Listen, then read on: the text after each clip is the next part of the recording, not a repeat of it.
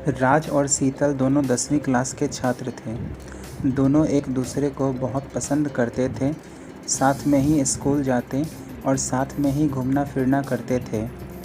दोनों पास की कॉलोनी में रहते थे और उनके पापा एक ही ऑफिस में थे, इसलिए उनमें काफ़ी दोस्ती थी। यह दोस्ती कब आपस में प्यार में बदल गई, उनको पता भी न चला।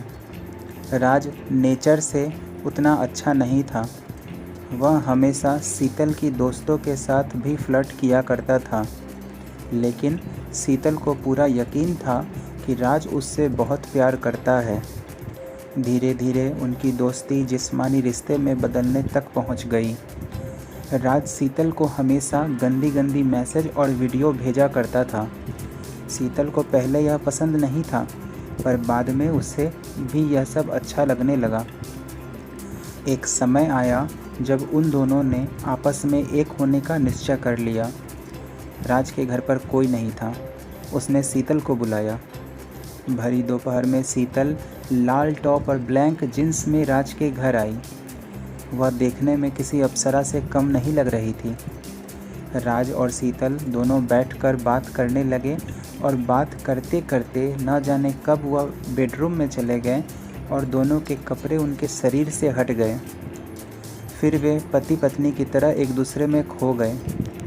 यह सिलसिला कई बार हुआ।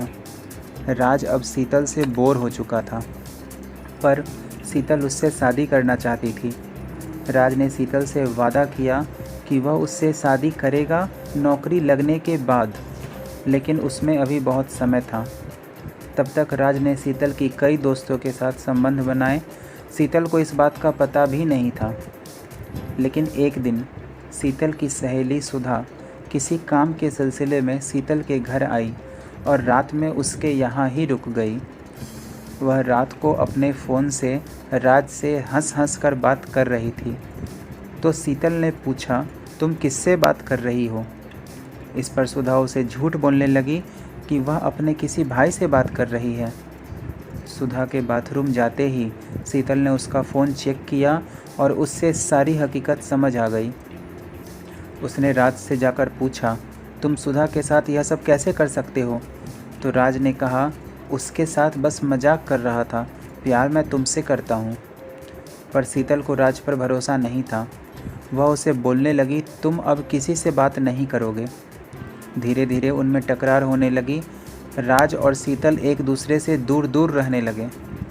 शीतल को भी अब राज बिल्कुल पसंद नहीं आता था, लेकिन उसका सब कुछ छिन चुका था।